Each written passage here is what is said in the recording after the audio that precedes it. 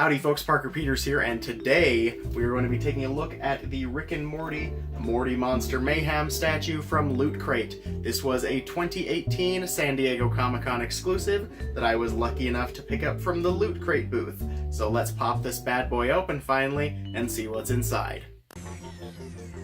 This is the Rick and Morty Monster Mayhem statue from Loot Crate. This particular version is the 2018 San Diego Comic-Con exclusive variant.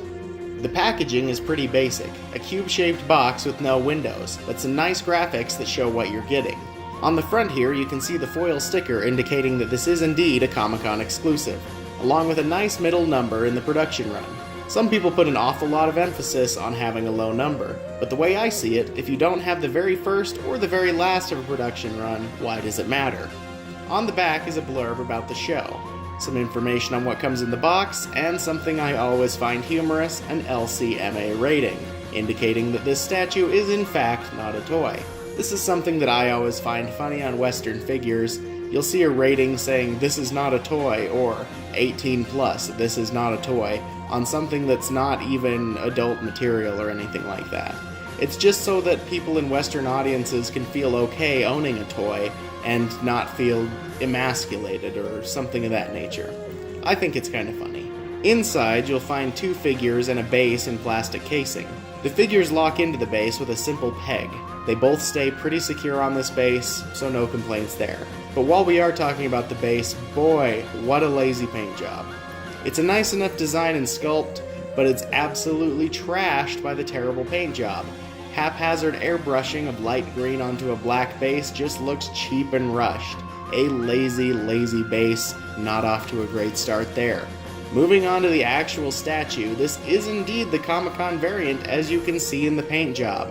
The vanilla statue features an orange monster with some other slight color changes, but the Comic-Con variant is a semi-translucent green, reminiscent of Snot, Boogers, or Slimer from Ghostbusters.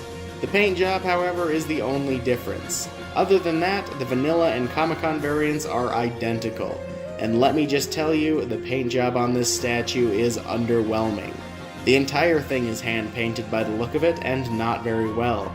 There are no gradients used, and hard, sloppy lines make up the entirety of this paint job. The monster's teeth look like hastily painted grains of rice protruding from its face. Morty's mouth even bleeds out onto his chin. Product of a sloppy painter. This paint job feels incredibly sloppy, unfinished even, very disappointing. As far as the sculpt is concerned, there are no crimes against humanity being committed. There are some mold lines here and there, but nothing that's all that noticeable. The base, as I said, has quite a nice sculpt that could be improved tenfold with a new paint job.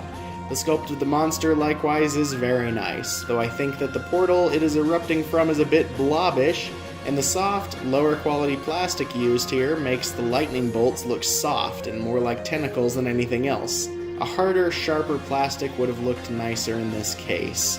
Morty's sculpt is a bit strange. It falls into that uncanny valley that a lot of figures of cartoons fall into. It only looks good from one angle, really, because Morty wasn't designed to be rendered in 3D. He's a 2D character. And while that may be hard to avoid, talented sculptors have made 2D characters look much better in the past. In conclusion, this is a bit of a disappointing figure, but for the price, it might be worth it to a Rick and Morty fan. The vanilla version will run you about $10 to $15 on eBay, and this variant will only set you back $20 to $30. Not a bad price, just don't let anyone look at it too closely. And there you have it. As per usual from Loot Crate, not that great of quality. However, this one was a Comic-Con exclusive, so I had to pick it up. So there you have it. That's something, I guess. If you enjoyed this video, please like, comment, and subscribe, and I will see you next time. Thanks for watching.